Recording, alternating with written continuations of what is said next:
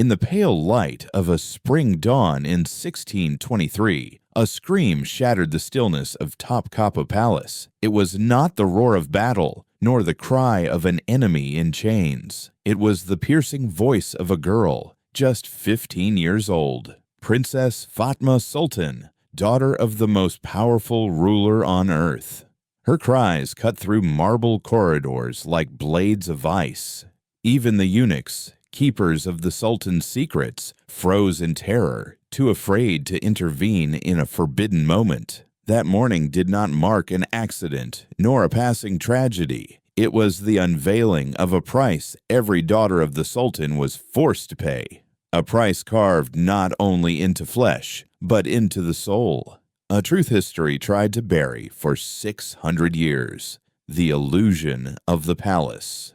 To the outside world, the daughters of the Ottoman Empire lived a dream, wrapped in silk, dripping with jewels, served by endless hands, queens of a paradise hidden behind golden gates. But inside those walls, inside the perfumed chambers of Topkapi, there was no fairy tale. There was only ritual that broke the spirit long before it touched the body, ritual that transformed princesses into shadows before they even reached womanhood. And tonight, you and I will walk those corridors together. We will witness what history tried to silence. We will uncover why so many royal daughters, born into palaces of gold, prayed not for love, but for freedom. The rise of the harem. The Ottoman Empire stretched like a tide across 3 continents. Its armies thundered from Vienna to Yemen.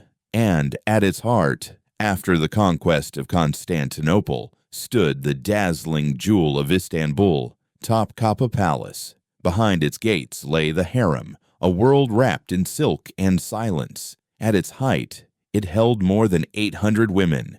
Every glance was watched, every breath weighed. Here, ambition could raise a concubine to empress, or bury her in obscurity. Ironically, concubines, foreign slaves brought from Europe, Africa, and beyond, sometimes rose higher than the Sultan's own daughters. But the princesses, they were never free.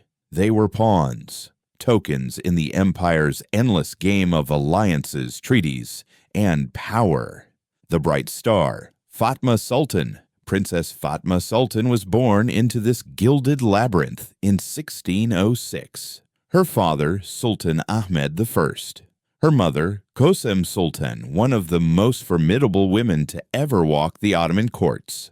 Fatma was no ordinary child. She was brilliant. She mastered languages, debated scholars, read the stars. She was beauty, grace, and intellect combined, but her destiny was sealed before her first breath. At just 15, she was promised to Kara Mustafa Pasha, a commander twice her age. For him, the marriage was power. For her, it was the beginning of sorrow, the ritual of preparation. 3 months before her wedding, Fatma entered the most dreaded path of an Ottoman princess, Terbiye-i Mubarak. A sacred education designed not to enlighten but to break. Her mentor was Gulnar Hatun, a woman who had shaped a dozen princesses into obedience. From dawn until night, Fatma was drilled in rituals of submission, 18 ways to bow, measured steps, head tilted 30 degrees, hands never lifted above the heart. Her words were stripped away. Her vocabulary reduced to 43 phrases. Yes, my lord. I am grateful. Forgive me. Her voice was no longer her own. And then came the darkest chamber, a hidden room beneath the palace. There, among wax figures shaped by Venetian artisans, Fatma was forced to rehearse the duties of a bride. Every tear, every flinch was noted in secret records. The more she resisted, the harsher her training became. The girl who once dreamed of stars was turned into silence. The wedding night. On March 15th, 1623, Istanbul celebrated. Feasts, music, dancers, soldiers parading in glory. For the empire, it was paradise. For Fatma, it was a sentence. She was led to the nuptial pavilion, a three-tiered palace of ritual. First, purification baths laced with calming herbs. Second, bridal gowns designed as cages, heavy, restricting, suffocating. And finally, the Chamber of Destiny, walls draped with scenes of conquest, beds prepared for control. When the doors closed, the girl who had once debated scholars collapsed. Her body trembled. Her eyes wandered to nowhere. Her mind fled to survive. That night, doctors recorded Sakma, a state of complete shock. And though her marriage was sealed, her spirit never returned. The aftermath.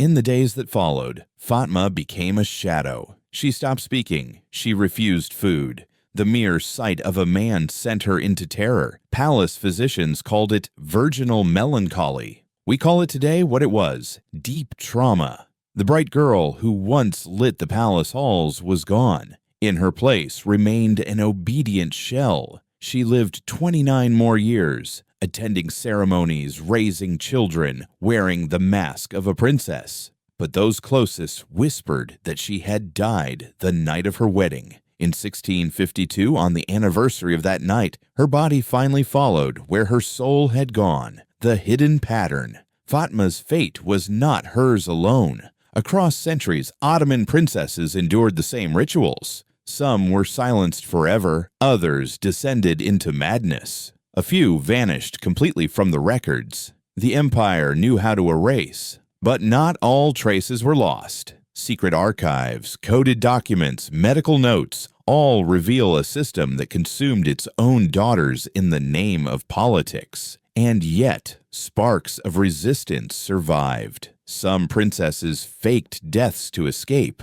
Others created hidden codes to communicate. A rare few dared to petition the Sultan for freedom. Even in the deepest silence, whispers of rebellion endured. Closing reflection.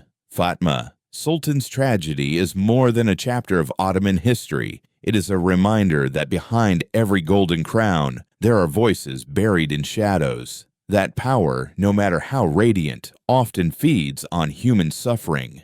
The scream that echoed through Topkapı in 1623 was not the only one.